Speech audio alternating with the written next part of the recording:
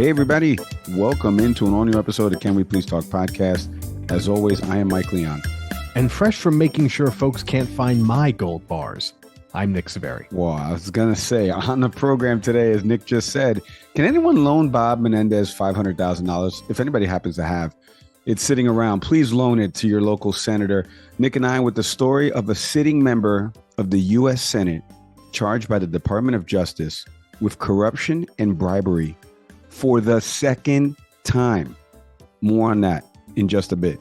Plus, later on in the program, co-host of the number one cable news program, The Five, over on Fox News, our friend Jessica Tarlov. She's going to join us to discuss the Senator Menendez indictment, the government shutdown that's looming, the impeachment inquiry into President Biden, plus the biggest story of them all, Nick, Travis Kelce and Taylor Swift. More on that coming up in our next segment. Some housekeeping. A new episode of the Educate US podcast is out there right now. You can go listen to it on leonmedianetwork.com or subscribe wherever you get your pods. Two-part series into district leaders, as you guys do a great job, by the way, as the Education for Change public school officials, Dr. Brandy Stewart, Jasmine Tao, Naomi Pearl, they join you guys to discuss their roles and experiences in the ed space, misconceptions surrounding district leaders, how to deal with teacher shortage, that's happening right now in the industry, the future of education, and more. Go listen to new episodes of the Educate US podcast over on leonmedianetwork.com, or like I said, wherever you get your pods, go listen to it. And also, a new episode of Back Your Play with Q is out there now, as Q welcomes in former Penn State and Cincinnati Bengal linebacker Brandon Bell to break down all the latest news and notes from Week 3 in the National Football League. A lot of highs and lows. Nick and I know about the lows as our Raiders lost on Sunday night. Go check out new episodes of Back Your Play with Q over on leonmedianetwork.com, or listen to it wherever you get your podcasts, and subscribe to Rich's YouTube channel, Rich Q on Q. A lot of great stuff on there. He had Brandon Jacobs on recently, the former Giants running back, and some wild takes on what is happening over at Michigan State University with head coach Mel Tucker, soon to be fired. If you want to listen to something that is wild, go listen to two-time Super Bowl running back champion with the New York Giants, Brandon Jacobs, as he's joined Q. Great stuff always by Q over there. Go subscribe to that podcast. Now I say hello to somebody who's not a conspiracy theorist, my partner in crime, Nick Severi. How you doing, buddy? I've been away for a couple of days now, traveling in North Carolina. We're going to get to that in just a second because it funnels into the Senator Menendez story. But how you been? How's everything over your way? We're good. As we're recording, as we're doing a portion of this show for recording, it's National Daughters Day. So it's been great on social media seeing folks, displaying their young ladies. Obviously Mike's got a pair of beautiful, brilliant young girls, as do I. Jessica, who comes on shortly, also has a little one as well.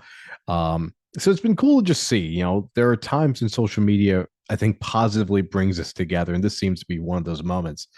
The other one, of course, being what we saw at Kansas City yesterday, with the whole Taylor Swift and Travis Kelce thing. Obviously, great for the story of that. Obviously, Chiefs, can't stand the Chiefs, not just for football, but like, what are we doing? Still naming a team after, indigenous people, not actually running it by them, unlike, Florida State and Seminole Nation, but,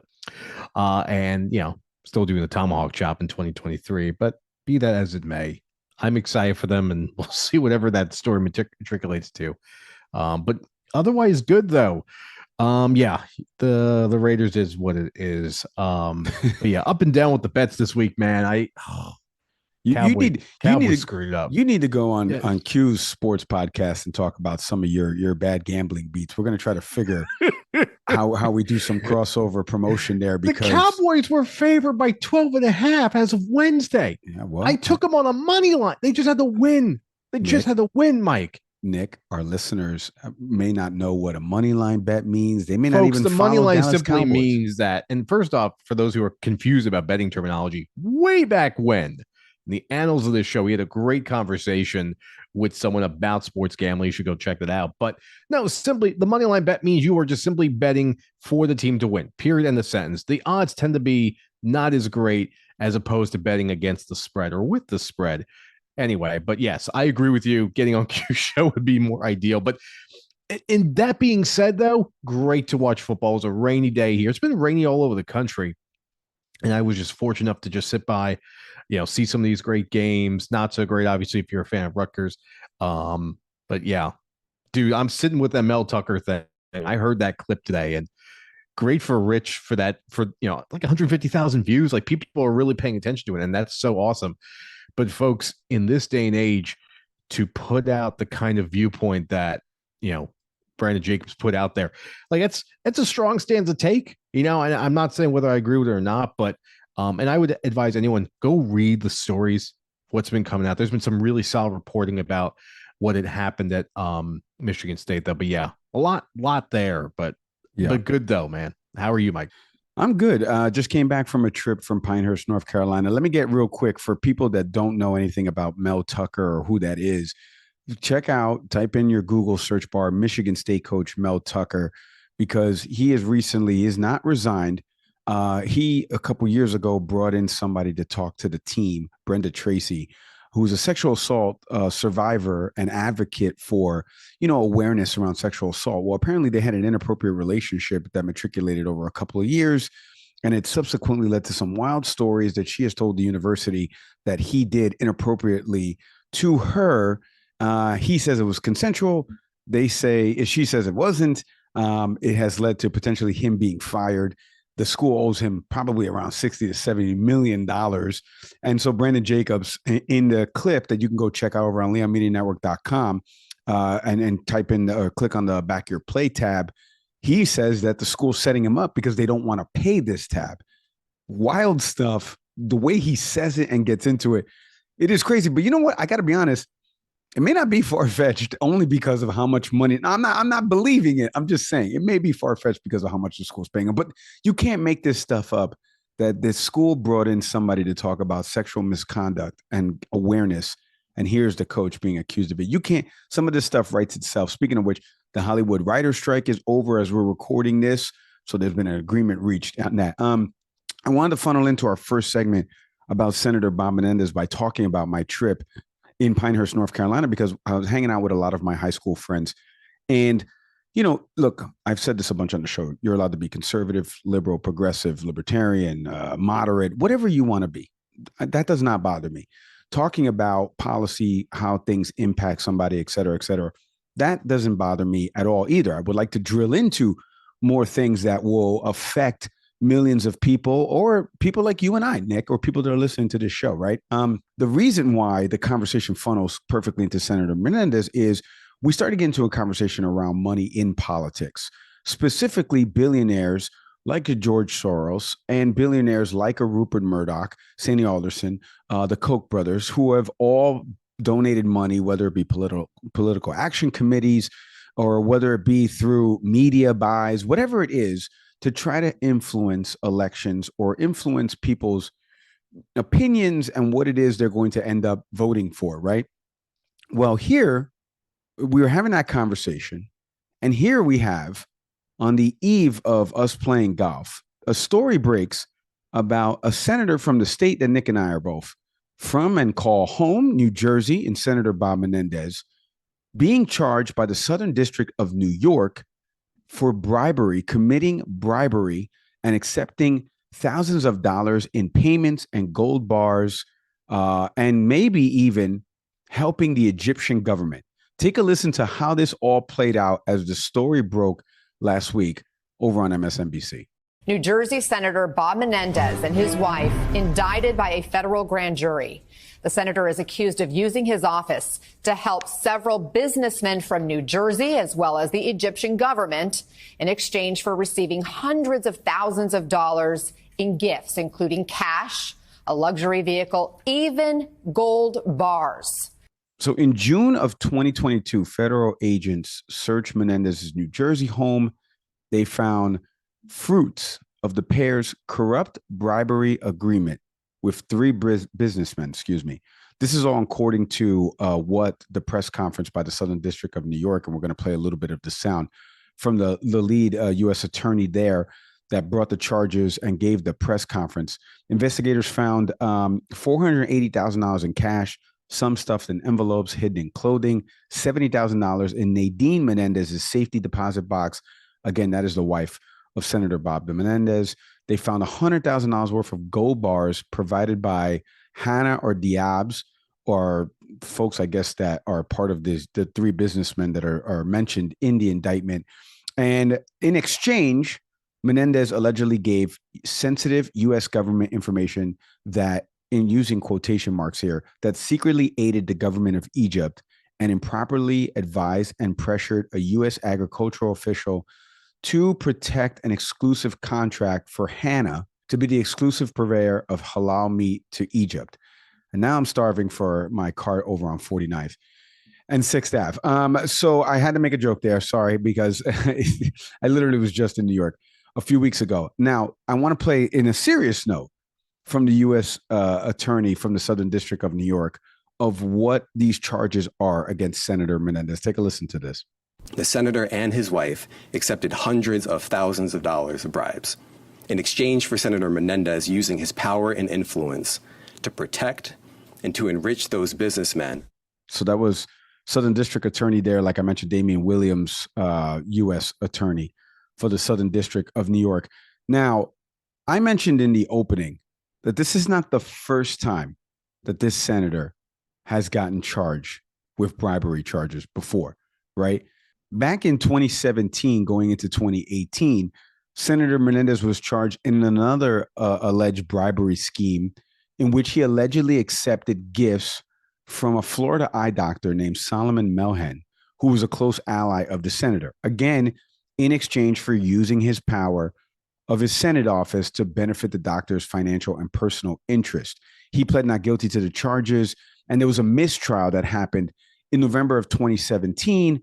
And so, of course, he went on a rampage saying, you know, like, to those of you who were digging my political grave, you could jump into my seat. I know who you are, and I won't forget you. Now, listen, a mistrial doesn't mean that they can't bring the charges again, but just an FYI there, Senator Menendez. But the fact that we have a U.S. senator that has been in office for decades now, charged twice with using his office to secure bribery and paper trail of payments, especially what the Department of Justice found here in this indictment, $480,000 in cash, like I mentioned, $100,000 worth of gold bars, is alarming, and it should be covered by every single network for the next weeks upon weeks. And I say all this as somebody who, over my right shoulder or left shoulder, excuse me, for those of you watching us on YouTube, know that I have a book up here by Alicia Menendez, who is the daughter of Senator Bob Menendez and who happens to be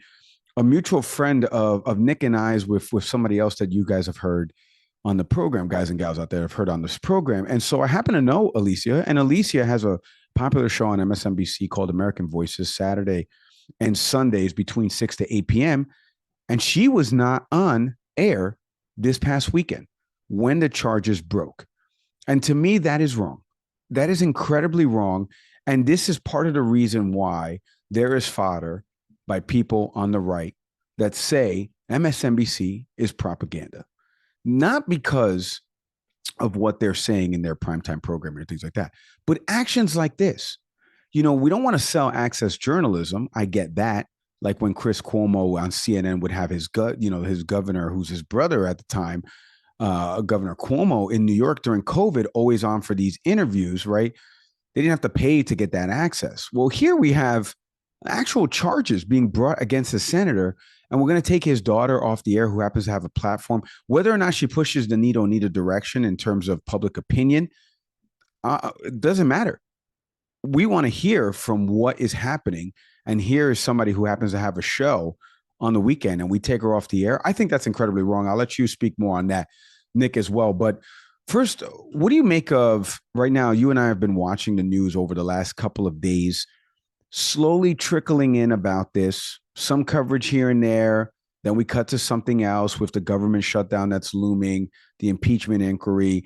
You know, I put on MSNBC today in their primetime programming, Jen Psaki's talking about Trump and the United Auto Workers strike because the president's going to be going there on Wednesday to give a speech. And I'm like, where is the coverage of a sitting member of the U.S. Senate 2 times being charged with bribery? You know, I had a lawyer friend of mine who listens to this program, and he'll laugh at this. He said to me about a former WFAN radio host back in New York who got charged by the FBI. The FBI doesn't just show up at your door, man. Charges just don't spin out of the air. They don't just show up out of nowhere. You had to have done something, which is why it's so comical about former President Trump saying if they could do this to you, they could do this to anybody. No, they do it to people who break the law.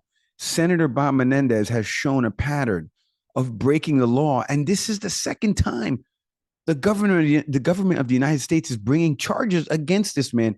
This should be on the front pages, every single place, and in the A block on repeat across networks. It is wild to me that it is not. And it speaks to the hypocrisy of how this stuff is playing out. What says my co-host here about, now that we've talked about it, and we're going to talk about it in the next segment too with Jessica, but I give you all the summation here. You heard from Damian Williams in the Southern District of New York. You heard how, by the way, that clip was from MSNBC that I played when the news broke, and that was Ana Cabrera in the morning program. What do you make of the charges, second time with Senator Menendez, the Dems that are actually calling for him to resign right now, like Governor Phil Murphy, Sherrod Brown, a senator from Ohio? Like, what do you make of it all? Yeah, and actually, one of our current senators here, John Fetterman was the first senator to come forward and ask Senator Menendez to step down. It's a personal thing for me because obviously being a resident of the state of New Jersey, and I've mostly lived in the state of New Jersey, it's embarrassing. I did laugh a little bit when I first heard this because, obviously there are some places in this country where, like Florida comes to mind often. We joke about Miami corruption, maybe because I listen to a lot of Miami-based radio programming, but New Jersey every now and then comes in and reclaims its block. And this is one of those times.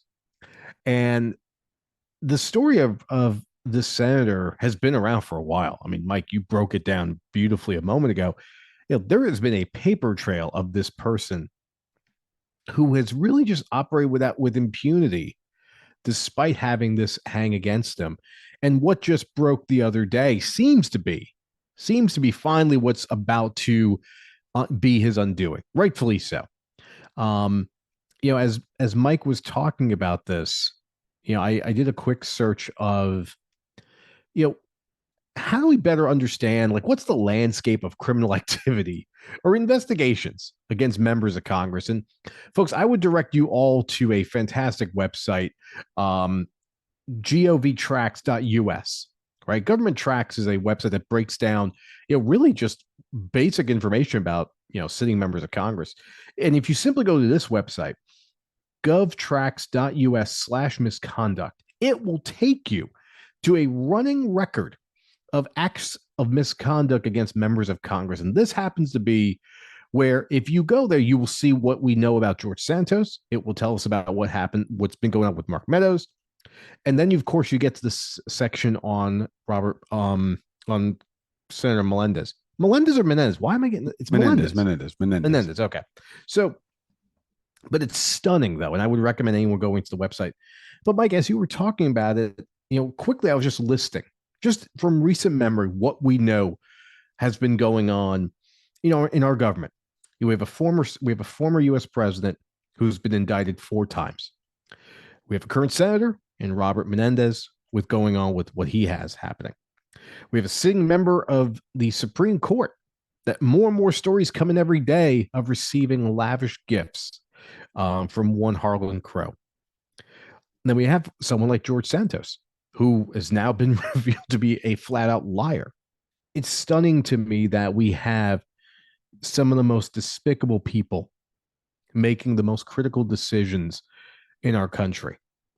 I don't know at what point we've gotten to a place where this level of power can produce this level of corruption.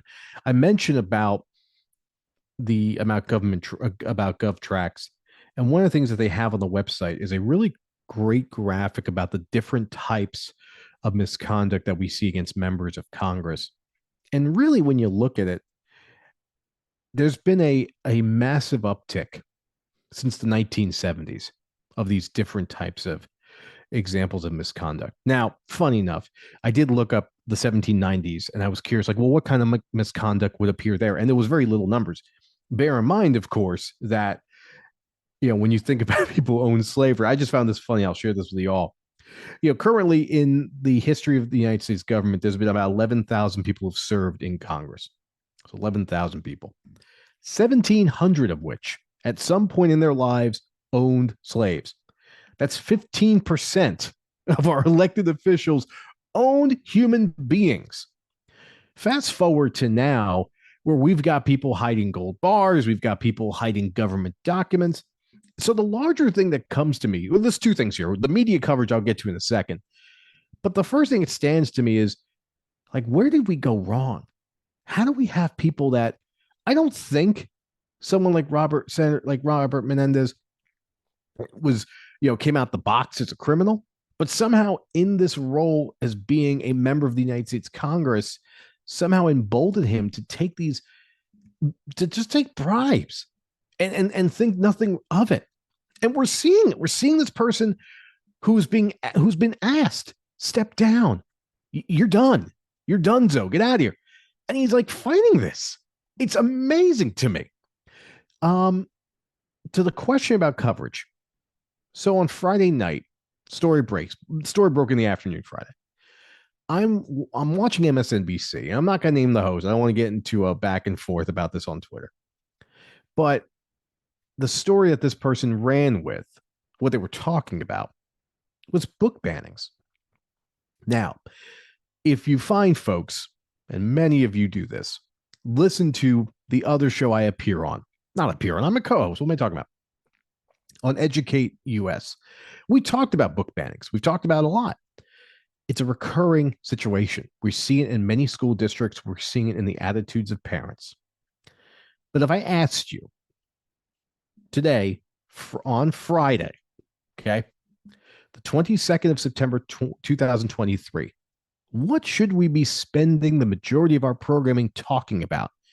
Something that's been ongoing, or a member of the United States Congress indicted for bribery, who has been found to have been discovered with gold bars in their home, and to the tune of $480,000. Folks, we all have a little bit of petty cash in the house. I do. Now, Mike doesn't really carry cash anymore, but Mike's got some, a little bit ducats stowed away, somewhere, right? I go visit my parents sometimes. My dad's got, a little bit of cash. It's like, you never know, right? No one sits on $480,000 of just straight cash, homie. You know what I mean? So there's just all kinds of insanity going on. However, what is the topic on the show was about book banning. The person even had on a comedian trying to make light of this. And I'm just shaking my head. And Mike has talked about this ad nauseum, about knowing your sources, about paying attention to really what you're being told, like what's being informed here. And I just sat there and I'm just taking you folks through my process. At first, I was grateful. I was grateful for this show because in this time that Mike and I spend together throughout the week, I joke about this with my friends all the time. My wife says this to me all the time. The second person most I text is Mike, is my co-host on the show, other than my wife. I'm sitting there horrified because I'm thinking I'm blessed to be on a show where things like this come up and we rightfully say, hey, we got to talk about this. I'm hearing about it. Mike gets texts all over. We know we need to dive into this. Regardless of party affiliation, folks, if you've not paid attention enough to this show, I'm the left-leaning member, right? Mike is the more centrist or whatever classification. He's just not as left as me. It's obvious. But we both agree on what's newsworthy. And a clearly member of Congress indicted for bribery is. But instead, it's book bannings, and it's about conservatives. It's about, the machinations of the right. Folks, that was a Democrat who was being foul in these streets. And we need to be honest with ourselves about that. I'll go one step further. I have not heard. Mike, I'm just asking this because I'm ignorant on this. Have you heard the president make a comment yet? No. I have not, and let me chime in there though, because I say this all the time, man. It's not an R&D thing, man. It's a right and wrong thing. Like I read a piece on the Hill. Al Weaver, I believe, is the guy's name who wrote the piece, and you can go check it out on thehill.com or download their app. And in the piece, he interviewed Jim McQueen, who used to be a chief of staff for the former senator who had the seat before Menendez had it. And he said, I want to read you a quote from this article because it's something that resonated with me right away.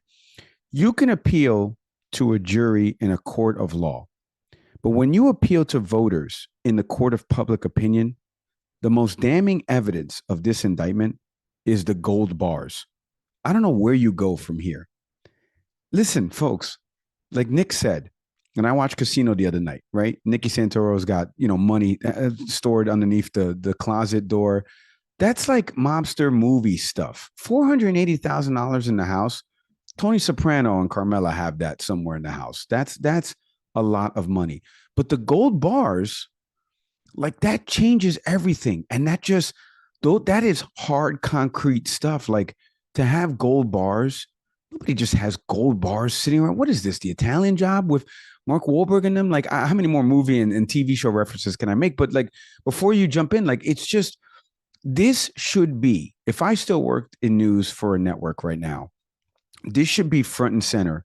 The first story that's on the listicle for articles, this should be the first story in the A block. And we're coming back with an alert and we're doing legal panels and legal experts. Now, if you want to argue, if you're a senior producer and executive producer out there and you want to argue, yeah, he's a senator, New Jersey, he may not, run again, because he's already beat one bribery charge before. Now a second one. Yeah, maybe he will resign. The seat will be up for play.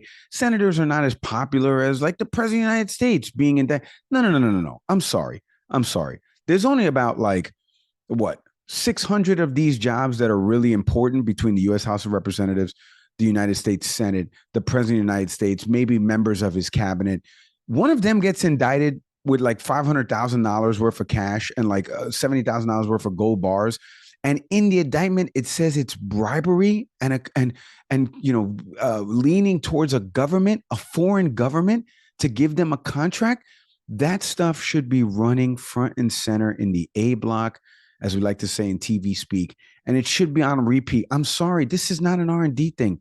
Networks out there, you have a job to do, and it's an incredible disservice if you're going to loop the president on repeat on his indictments. And I get it. It's unprecedented. It's never happened before. This is a U.S.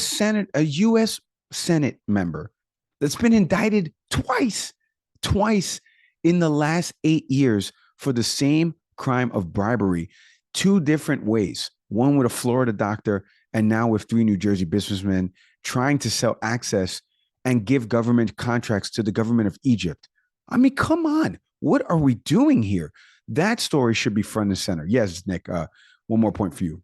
Yeah, I mean, when we think about, first off, up until recently, I mean, he's had to leave this post. Folks, I mean, to Mike's point about, those who may argue that, it's a senator, what to make of it, like, what's the big deal? You have someone who is the chair of the Senate Foreign Relations Committee, who has now been indicted for taking bribes from a foreign country. Make of that what you will. But that seems to me about access.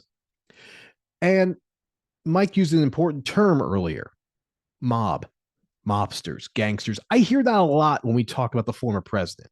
I just heard it. I think it was an editorial in the Washington Post recently.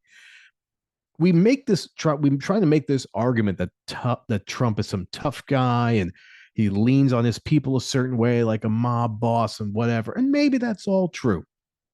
But what do you say about someone sitting on a pile of money, taking bribes from other countries? It's the same thing. And we do need to be consistent about that, because otherwise it is totally fair to look at a network and say, propaganda. Like, let's just be consistent is all I'm saying. Yeah, very well said. Listen, interest of fairness to Senator Menendez. He said this in a statement. For 30 years, I've withdrawn thousands of dollars in cash from my personal savings account, which I have kept for emergencies. And because of the history of my family facing confiscation in Cuba, these were monies drawn from my personal savings account based on the income I have lawfully derived. Over those 30 years, I look forward to addressing other issues at trial. Funny enough, in the next episode, we, as always, Nick, as always, we have a legal analyst coming on, a former U.S. attorney who worked once upon a time for the office that's actually charging Senator Menendez. So we'll get a breakdown of those charges. We'll get into the Hunter Biden stuff. We'll get into the latest in former President Trump stuff in our next episode. But when we come back after the break, the fantastic Jessica Tarlov, co-host of Fox News' The Five, the most watched show on cable news right now. The co-host of that show joins us when we come back after the break.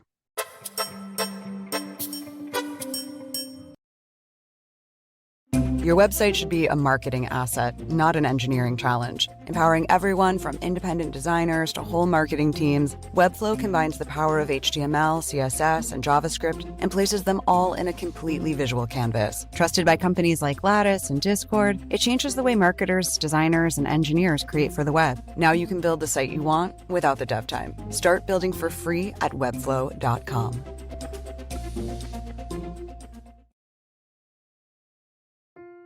This episode is presented by our friends, our good friends, over at Fresh Roasted Coffee. The coffee that's keeping me awake when Nick Savari's putting me to sleep with one of his trains of thought. You give me a look here, Nick. Give me a little bit of how Fresh Roasted Coffee keeps you awake when I'm boring you with some of my trains of thought. Okay, thank you. Interesting introduction. Folks, I'm a huge fan, as you all know, of Fresh Roasted Coffee, primarily for the simple fact about diversity. If you're a tea person, they've got you covered. If you're a coffee person, they got you covered too. Mike and I take our coffee very differently. Mike is a Keurig man. That is efficient. That is tasty. That's the way to go. I am a French press person. Nowadays, I actually grind my own beans. So when I get my batch of fresh roasted coffee, it goes right into the grinder, then to the French press, boiled water, let's go. But in either case, our cup of coffee comes out delicious. Mostly because they ask you at the jump, just tell us about you. Simple quiz. They'll direct you to the bean or brand that you should be getting in touch with. And that's the way to go. And then they just produce an incredible cup of coffee, again, regardless of how you do it. No, that's exactly right. You can take the quiz over at freshroastedcoffee.com. And in the show notes page right now of this episode, hit the link for a discount or enter in the promo code after you've taken the quiz, after you've selected the coffee you're going to order. Enter in the promo code, can we please get 20 for 20% off your first purchase. I'm telling you, this coffee is delicious. Go to freshroastedcoffee.com today.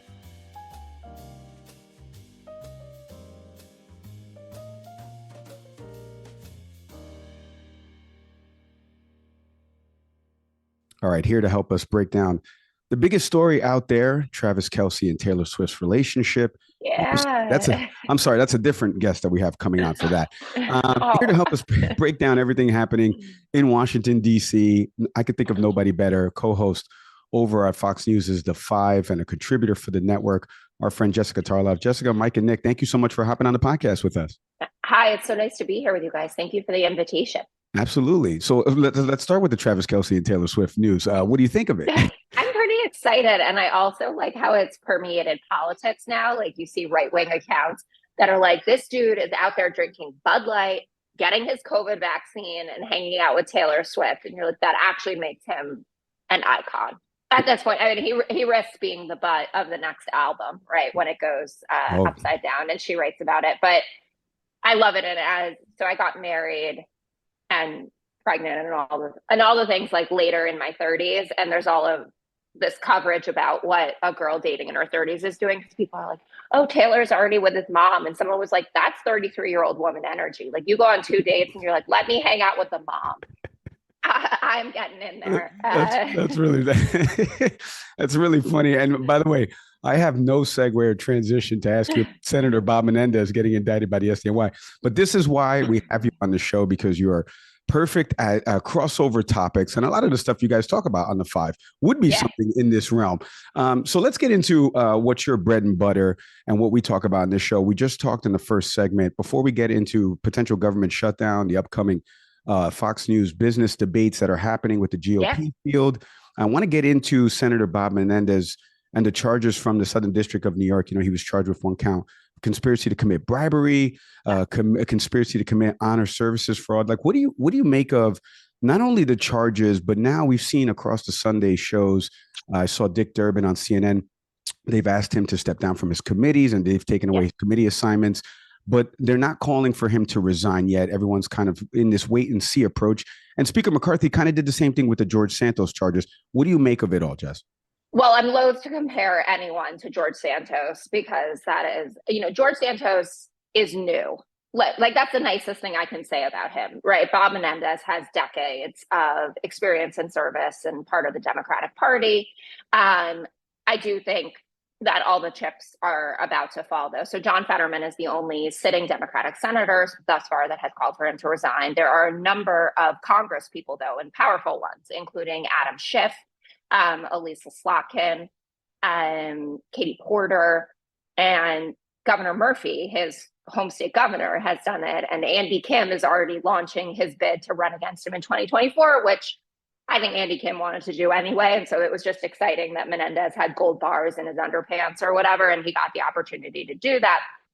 I think that this is a wildly serious case. And we're kind of primed for seeing things like this, honestly, from watching the Trump indictments, not the Stormy Daniels one, but once we got into the Mar-a-Lago documents, the January 6th stuff, and you started to see the elements, you know how serious these people are, and that they don't come out and do something like that unless they kind of have someone dead to rights.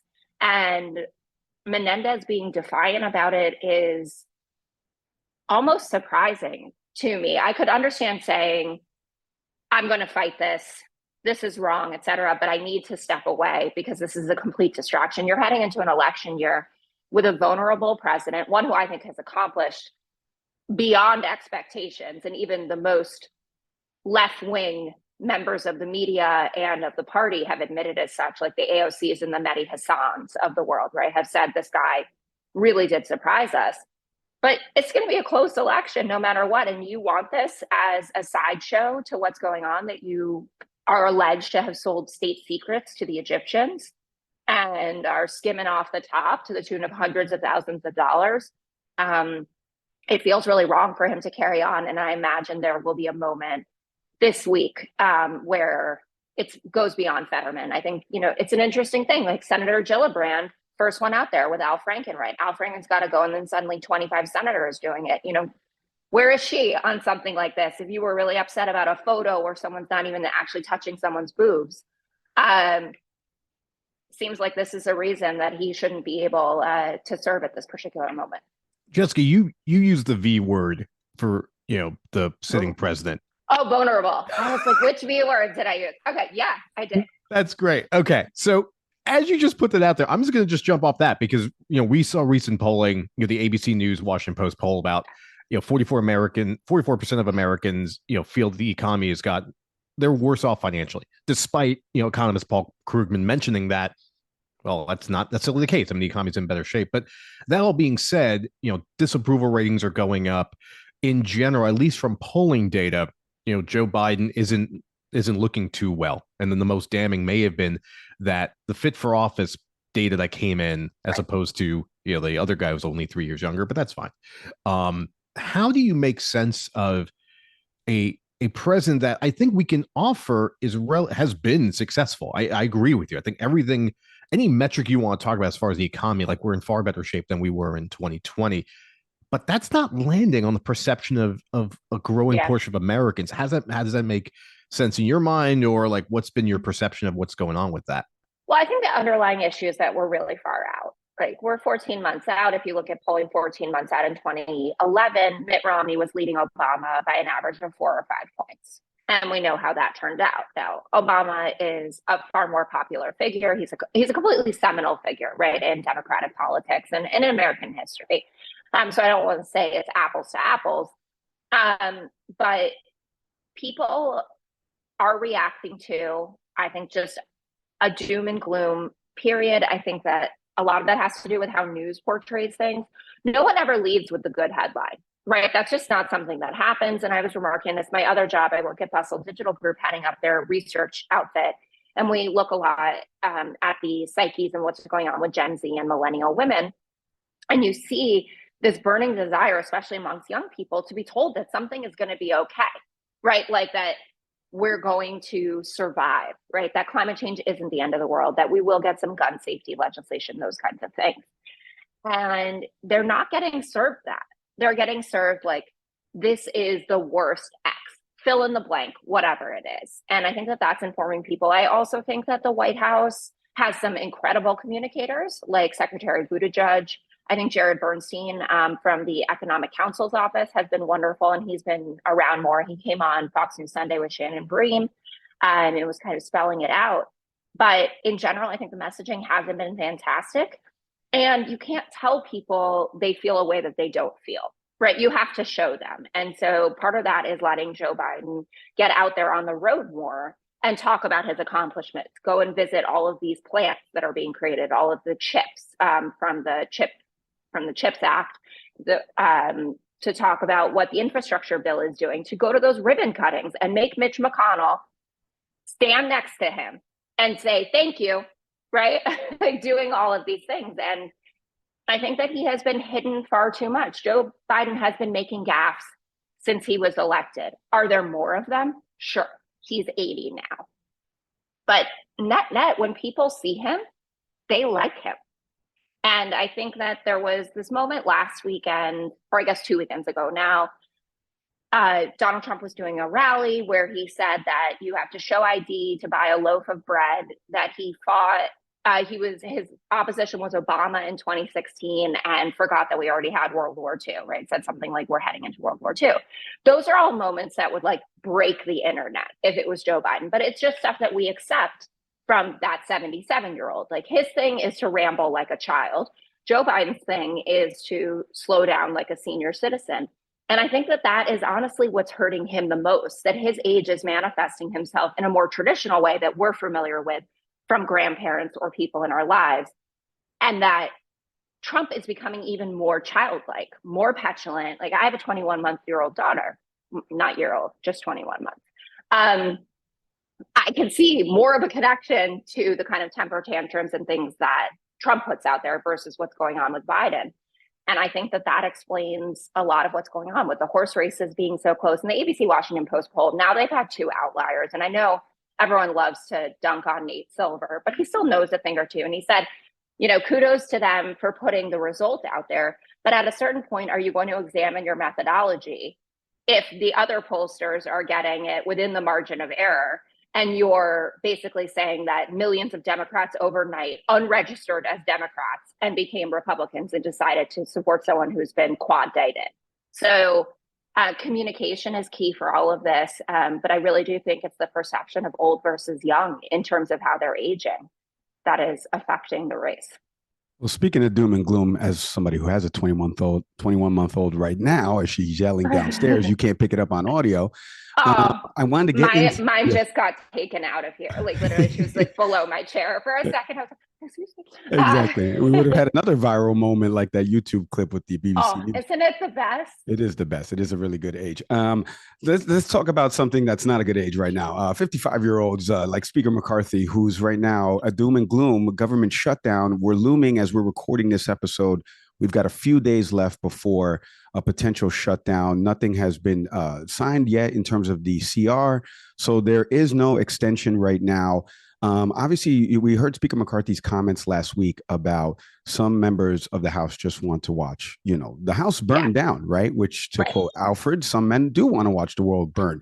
What do you make of the government shutdown that we're heading to right now? How it will affect not only workers that are working for the federal government, but also this impeachment inquiry that we have into President Biden and everything you just mentioned right now about the messaging standpoint of this. There isn't anything to impeach Joe Biden on right now, but they're looking for something to impeach him on, but we can't do it if we don't fund the government. So what do you make of the government shutdown right now, where we're heading to it, and what comes out of all of this? So my understanding actually is that the investigations continue unimpeded if the government shuts down, in terms of how the funding works. And I know that that's something that like the Jim Jordans and the Jim Comers of the world are paying attention to.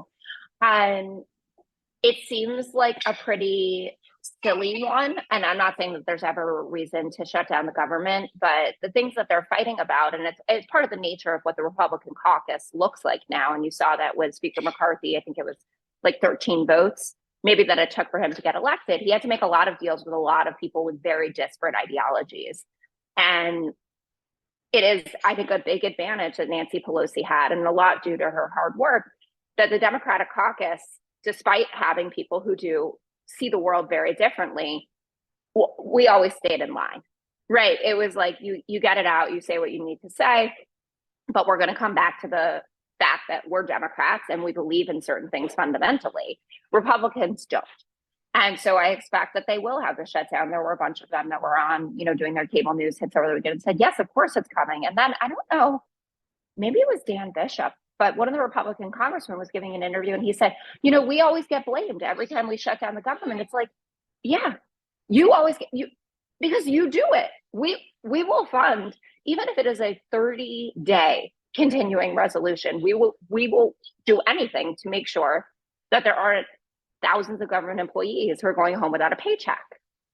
I think it will backfire on them. I think that it was actually in the ABC Washington Post poll, one of the surprising results, it was like by a 20-point margin that people don't see merit in this impeachment inquiry. And it actually surprised me because I do work with a lot of people who believe in their soul that the Bidens are the Gotti family. Like that it is a mafia empire over there, and there are diamonds, and there are, things that make your head spin. It's like an Ocean's 15 movie or something like that. I don't even know a lot of the examples, but it's not penetrating people, and they're just sitting there saying like, well, what are you for? And that's always what elections are, and that's why Biden needs to get back to that slogan of finish the job. Right. Like I had my 4 years. It's actually an 8-year job. And that is really what Trump is running on as well. Say, I had a great 4 years.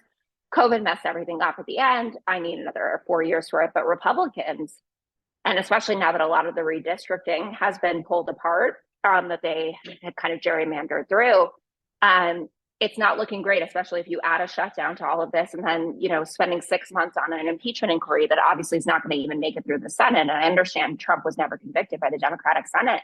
But it was very clear that the information they were gleaning out of the impeachment was resonating with people. And no one is walking around saying, I know something about the Bidens now that I didn't know, that fundamentally changes how I feel about the first family in terms of being able to govern. Jessica, speaking of Trump, as we go into the second debate, full disclosure, I don't think anything comes out of Wednesday. Like, it doesn't seem like anyone in the Republican Party has any vision. That's a bias. People can come after me on Twitter all the time, and they do. But Jessica, as we go into the second debate, what seems to be, other than trying to play for second, it seems like. Right. Like, what seems to be the conversation now? Because the first debate seemed to be like Vivek's coming out party. And then, grand opening, grand closing, as we saw from articles and data shortly thereafter. But as we come upon this second debate, like, where do you stand in terms of what you're listening for? Do you think there'll be any particular nuggets that sort of stand out that may shake the current perpetual perception, like the alliteration there, that Trump is going to run away with the nomination? So yes, to the everyone's vying for second place. I think there are a lot of old school Republican dollars that are up for grabs. And that's really what I think that they're vying for. So Tim Scott is sitting there with a $40 million war chest, and he's a crap candidate, right? Like, people thought that he would be a lot better, that he would resonate with a lot more people. And it appeared like from the first debate, my winner was Nikki Haley. Chris Christie has my soul as a New Yorker. Anyway, I have a lot of friends in New Jersey, Democrats, who were okay to vote for him. And I think that the emphasis on being able to govern a blue state is something that we really need at this particular moment, because Democrats are looking, and moderate Republicans and independents, the Joe Biden coalition wants to go to sleep on election night, if it hasn't been called, not having a panic attack, right? And we've kind of forgotten what that feels like. Like, I didn't want Mitt Romney to win in 2012, but I knew that the country wasn't going to explode the next day if he was coming into office, or January 20th. So I think that they're vying for those dollars. Like, if you saw Ken Griffin, who runs Citadel, one of the biggest hedge funds in the country, he had given a lot of money to DeSantis, and he gave an interview with CNBC where he said, I'm not giving. Like, these guys are too extreme. I haven't seen someone that really makes me think you could actually win a general election or govern in a way that I think is acceptable for the widest majority of people. So dollars, I think, matters. The viral moments, right? Because you just want to keep going. The debate after that will be November 8th. And it's not fully focused on the economy, but there will be an economic bent to a lot of the questions. And it'd be nice to see that, because that is still the most important issue to the American public. And you rattled off all those stats about how people think, we're the right track, wrong track, that they're not better off, wages aren't going up, et cetera. So I think that'll be really important. Dana Perino, who co-hosts The Five, and is also the host of America's Newsroom over on Fox, is one of the moderators with Stuart Varney. And Dana has been preparing like mad. She's like the most prepared woman in America for these things. And she has some really great ideas about how we can link together all of these seemingly disparate issues to get a broader vision for America and the future of America that just isn't Joe Biden has done a terrible job. That's really all that I heard, except for really from Nikki Haley at the first debate. It was just all like Joe Biden's crap. And it's like, yeah, everyone there agrees with that. Sure. Like, what you got beyond that? And the kind of, I don't know what the right term is for it. Like, the unknown is, will Trump be convicted of something by the time that voting begins? And if Jack Smith gets his January 2nd, 2024 date, odds are that he will be convicted of something. Now, I'm not saying he's going to be in jail or what. I have no idea how any of that is going to play out. But if you look at the polling, it's consistent that amongst Republican voters, it's that if he's convicted of something, they're not supporting him. It's one thing to have an indictment out there, or the air of guilt, but if a jury finds him guilty, that changes how they feel about it, because it opens all these questions like, how does one govern from prison? Biden is not going to pardon him. Maybe he commutes his sentence on the federal level. That doesn't help him in Georgia, where there are, 19 counts are part of the Georgia indictment, or there are 19 co-defendants. It's like insane that you have to remember all this stuff. Anyway, I think that we're getting to a moment also where there's going to be more opportunity for these candidates to talk about Trump and to talk about the future of the Republican Party, and if there is to be one. And no one can deny that they have electorally suffered as a result of this. And I do wonder how many think, would it have been worth it just to have lost in 2016 and maybe he goes away, or goes away to a certain degree, and then you start anew in 2020, right? Like, you have Hillary, who was like 4 years, she'd have COVID too, right? Like, that wasn't something that Trump invented. And you run against her and you say, I would have managed this better, X, Y, and Z reasons. And maybe you get in our 2024, that's it. But like, the Senate's been gone for years because of him. Congress has a slim majority. He's stealing all of their money. Everyone who sends in money to donate to his funds. Like, you mean the Trump NFT is not real? I got the coins too, to and the trading cards. Yeah. What are you telling me? I thought that's what I was invited on to talk about. How your girls' 529s are actually going to completely crash. Yeah, it's funny. Yeah, Nick, you can sell high on that NFT now if you want. Jess, you've been great, by the way. And before we let you go, I've gotten this recently as somebody who's been behind the camera at Fox News and in front of the camera recently on a Fox News Live panel. I get this a lot, where I got a text message from somebody and they said, "Oh, hey, Mr. Fox News." And I was like, "You're not even going to watch the segment?" "No, I'm not, because it's Fox News." And I said, "Well, that's part of the problem, because you didn't even listen to what I said in terms of the first GOP debate." As somebody who's on the network regularly, who draws the ire of people across social media platforms, we've had so many different folks on here from different networks. Mehdi Hassan, Jake Tapper have all been on here talking about platforms and the ire they get. You're on the network that has a certain connotation associated with it, specifically in the primetime programming. How do you make sense of talking to folks about why they should watch your network, your programming? And then how do you combat getting your message out there, and the Democratic message specifically on shows that have this certain association with being conservative media, right? Like, so how do you balance the two? How do you get somebody that's an independent, or maybe that's a Democratic leaning voice, that just doesn't want to watch Fox News because of the association? And you say, no, but watch the segment, listen to what we talked about. You just mentioned about Dana Perino, who I happen to know. I know she's very well prepared, a former Bush speechwriter, and people don't know the level of preparation that goes into that. And one of the things I do on the show is media literacy, right? These are the times you can watch, and these are the people you can trust, because this is the preparation that goes into it.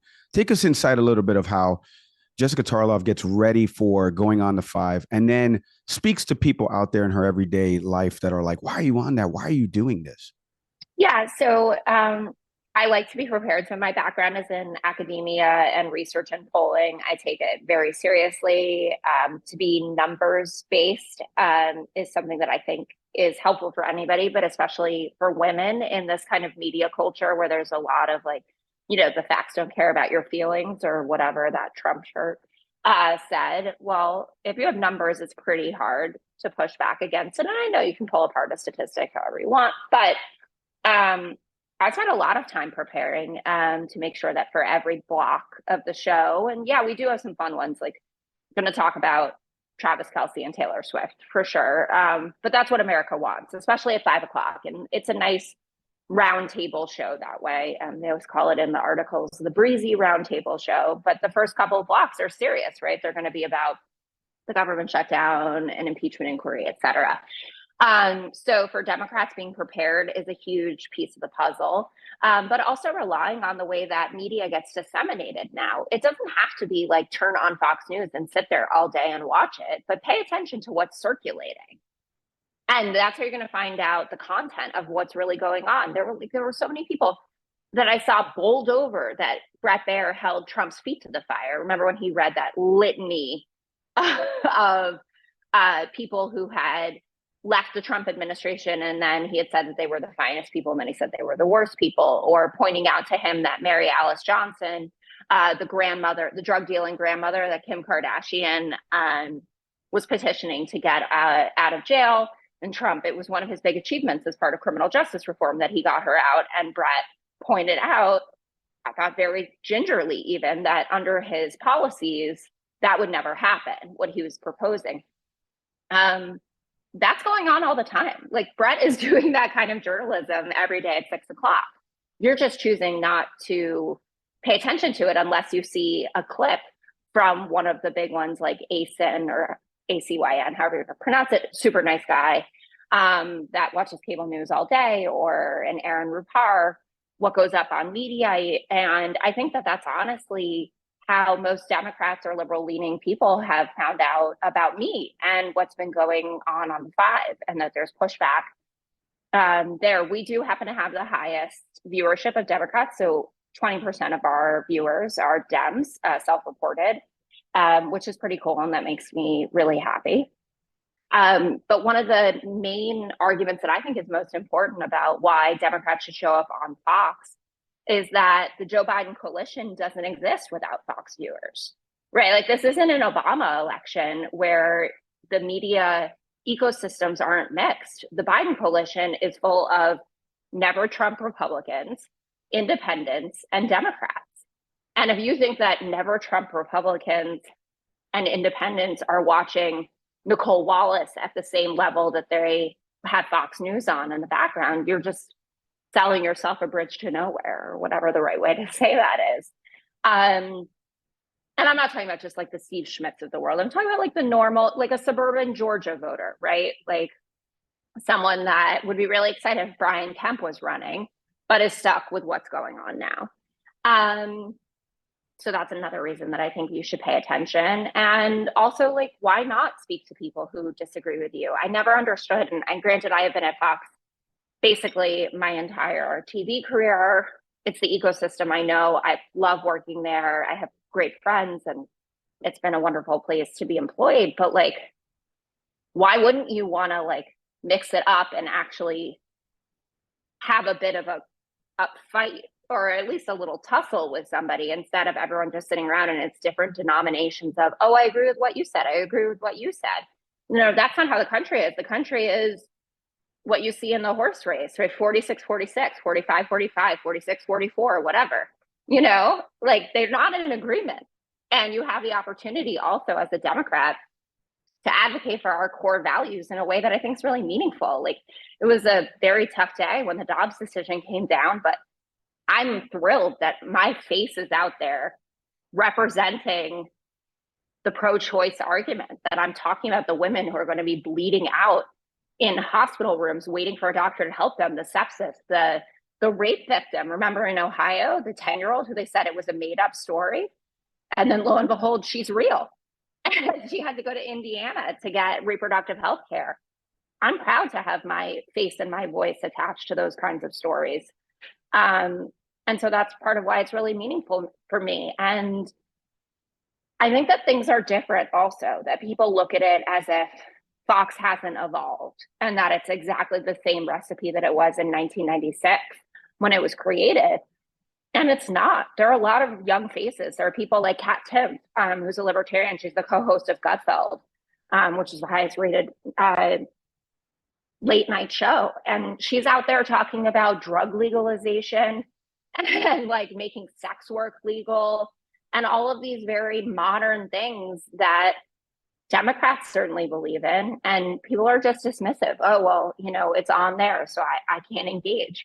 Why? It's a contest of ideas, not contest of channels, right? You might find something that really speaks to you, or at least you could get excited, right? When Pete Buttigieg does one of his amazing esoteric rants and it's like, well, actually it's blah, blah, blah, blah, blah.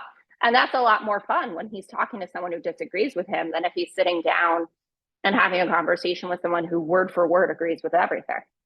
Let me tell you something, folks. Set your DVRs, 5 p.m. weekdays. Co-host of The Five, Jessica Tarlov. Can't thank you enough for hopping on the program with us. Continued success to you. Please stay safe. It was so great to be with you guys. And I hope that we can talk again.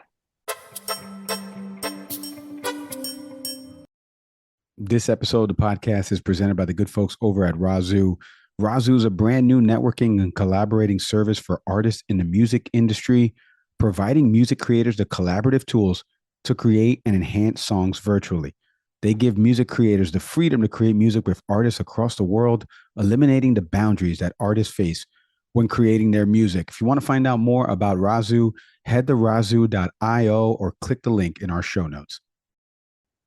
All right, our thank yous there to Jessica Tarlov, co-host of The Five. You can check it out on Fox News. Weekdays at 5 o'clock, obviously, appropriately titled. That's our show, Nick. But before we hop off here, anything you wanted to add there about what Jessica talked about, what we talked about in the first segment with Senator Menendez? I thought Jessica was great, by the way. And there's some of the insight, like she said, that I took away from our conversation was really about why I urge people to watch different things and kind of dive into different pieces of content from different outlets, because there are voices like Jessica that exist in other spaces that you wouldn't normally think of, and vice versa, right? And so you do need to listen to other things, but what you're taking from all of those are the facts and commonalities about what we're talking about, like what we talked about in the first segment with Senator Menendez, and the facts of the case, right? There's bribery charges, and he recently got a hung jury from another bribery charge, funny enough. So what'd you make of the conversation with Jessica and what we talked about with Senator Menendez overall? Yeah, I think with Jessica, similar to the point you've been driving home about, it's not necessarily just about Fox News, but just being more conscious of, the different outlets where we consume news from. And like many people, I tend to be averse to Fox News because not just of the reputation they have, but the people they tend to really accentuate, the people that you see whose faces are on, billboards and the subways and places like that. But what Jessica does a great job of is really kind of bring folks like me over to recognizing that there are, I don't want to say good people to network. I mean, I think Jessica is great people actually, but people who are bringing up alternative perspectives, and that it's important that on some of these programs now, off camera, she mentioned some specific people who are just more genuinely human that we give credit for. And that was an offline conversation. So I'll just let folks, pay more attention to Fox News and really see who these, folks are that, we've seen some accentuated personalities, but behind the camera are genuinely good people. And I appreciate the story she shared about that. But it certainly won me over. It certainly got me thinking about paying more attention to The Five and other programs where there are alternative voices that are bringing in, some different perspectives. I mean, obviously, we've gotten to know Marie here, and she's a friend, not just to the show, but to us. But for her, Jessica, I think there's folks who've come on who represent really what good quality reporting is at the network, and then others too. But it's just important to be discerning. So I was appreciative for Jessica really winning me over like that. Yeah, alternate voices, not alternate facts, folks. We leave it right there. You can always listen to alternate voices, but you can't alternate the facts. You want to check out the video portion of our interview with Jessica, head over to our YouTube channel, type in Can We Please Talk Podcast. We should pop right up. Hit subscribe while you're there. Audio podcast platforms you know by now, Apple, Spotify, Google. Shout out to everybody who listens to us over on Good Pods. You can check us out as well on YouTube Music if you've got the app. If you don't, download it and subscribe to our program over on YouTube Music. Shout out to Acast, our hosting platform. We can't do it without them, and we can't do it without each and every one of you that listens into this program. As always, I am Mike Leon. And I'm Nick Saveri. We'll see everybody next time.